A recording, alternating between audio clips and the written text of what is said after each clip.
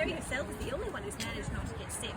So we're hoping that once we install her in our kitchens, she'll finally be free of this dreadful curse she's been gifted with. You know, Typhoid Mary. exactly. She must be very lucky not to get typhoid in all of these homes. She was immune. She tell her the story of Typhoid Mary, Sue.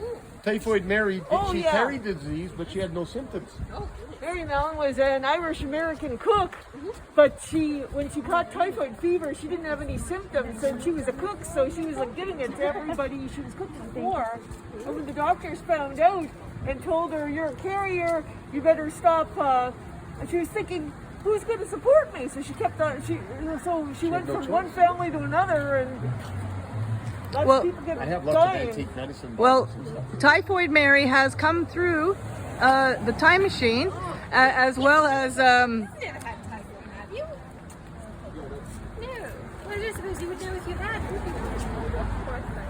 Yeah, well, as terrible as that sounds, I'm sure that our Mary has never had typhoid. Whatever the circumstances may say. It's all just a terrible What they don't know won't hurt. Exactly. Listen, our patients are never around long enough to worry about typhoid. They have much bigger exploding I saw faces. one of your films, and the person with consumption ended up in a little grave with a little cross.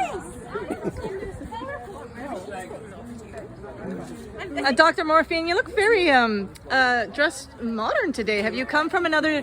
Have you come in the time machine today, perhaps? Yes, we have. What are we here from? 1875, I believe. Stopped in and apparently picked the worst year to do it. It's dreadful. Should have gone back to the 90s, but I suppose then we wouldn't remember them. Because only 90s kids remember the 90s.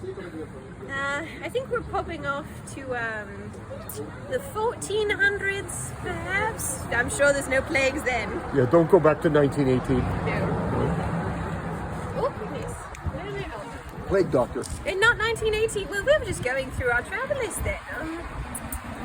You know what was going on in the 70s? The 1770s, of course. France, perhaps? I hear they do grapes rather well. Oh. Well, stop in again anytime. It's always a joy to see you, Dr. Morphine. That's a what joy they to tell see us. you. Bye-bye. I need a doctor. I have a carbuncle on my back. Just joking.